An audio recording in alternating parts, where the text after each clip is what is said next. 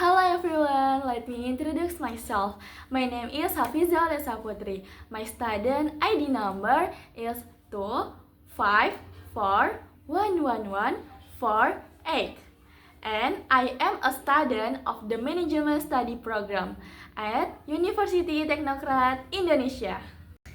Today, I will talk about from a business ownership. Simply put, it is the way or form of a business that someone chooses to run their business. Form of business ownership atau bentuk kepemilikan usaha. Kepemilikan bentuk usaha ini sangat penting karena akan berpengaruh pada modal, tanggung jawab, hingga pengelolaan bisnis ke depannya.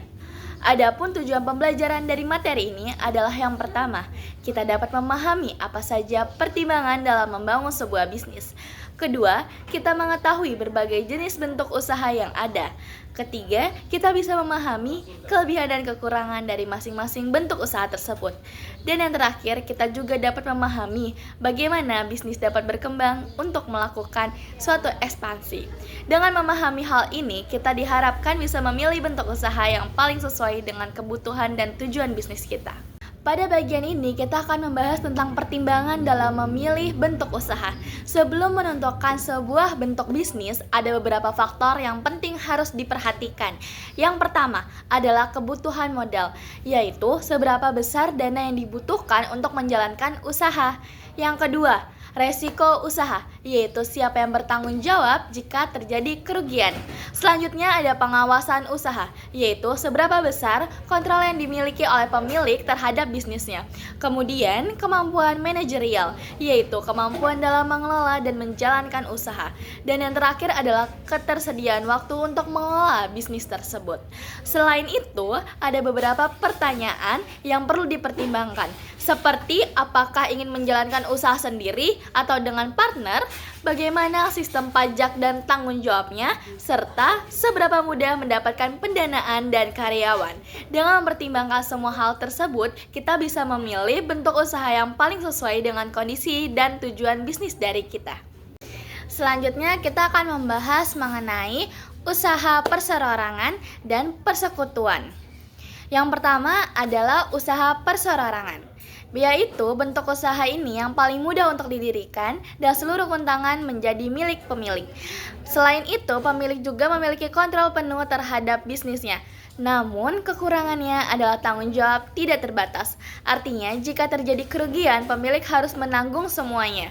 Selain itu, juga cukup sulit untuk mendapatkan modal. Yang kedua adalah persekutuan, yaitu usaha yang dimiliki oleh 2 orang atau lebih. Jenisnya adalah ada general dan limited partnership. Kelebihannya adalah modal yang lebih besar dan adanya berbagai keahlian dari para partner, serta lebih fleksibel. Namun kekurangannya adalah adanya resiko konflik antar partner. Dan pada beberapa jenis tanggung jawabnya juga tidak terbatas. Jadi pemilihan bentuk usaha harus disesuaikan dengan kebutuhan dan kemampuan masing-masing. Selanjutnya, pada slide ini kita akan membahas tentang corporation atau perusahaan yang di Indonesia sendiri dikenal sebagai PT atau perseroan terbatas. Kelebihan dari bentuk usaha ini adalah memiliki tanggung jawab terbatas, artinya pemilik tidak menanggung kerugian secara pribadi. Selain itu, perusahaan juga lebih mudah menarik investor dan memiliki umur usaha yang panjang.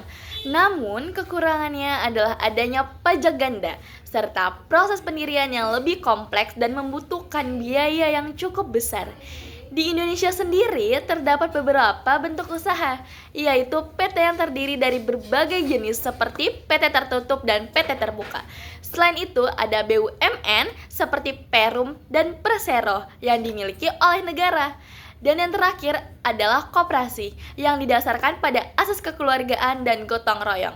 Jadi setiap bentuk usaha memiliki karakteristik yang berbeda dan dapat dipilih sesuai kebutuhannya. Oke, selanjutnya pada slide ini kita akan membahas tentang business expansion atau pengembangan usaha, yaitu upaya yang dilakukan perusahaan untuk memperbesar skala bisnisnya agar dapat meningkatkan keuntungan dan daya saing di pasar. Ada beberapa cara yang bisa dilakukan untuk mengembangkan usaha. Yang pertama adalah joint venture, yaitu kerjasama antara dua atau lebih perusahaan untuk menjalankan suatu proyek tertentu dalam jangka waktu tertentu. Biasanya, kerjasama ini dilakukan karena proyek yang dijalankan cukup besar atau membutuhkan sumber daya yang tidak bisa dipenuhi oleh satu perusahaan saja. Yang kedua adalah waralaba. Dalam sistem ini, pemilik usaha atau pemiliknya ini memberikan hak kepada pihak lain atau franchise untuk menjalankan usaha dengan menggunakan merek, produk, dan sistem operasional yang sudah terbukti berhasil. Keuntungan dari sistem ini adalah bisnis bisa berkembang lebih cepat dengan resiko yang relatif lebih kecil. Selanjutnya adalah merger dan acquisitions.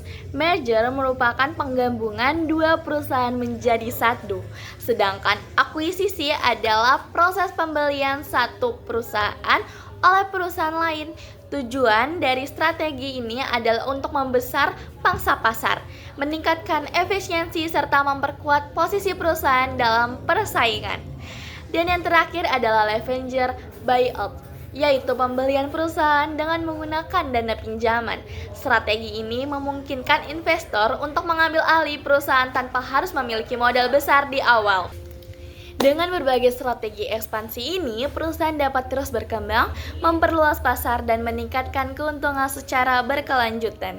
Inclusion each form of business has its own advantages and disadvantages, so it should be chosen based on the needs and goals of the business.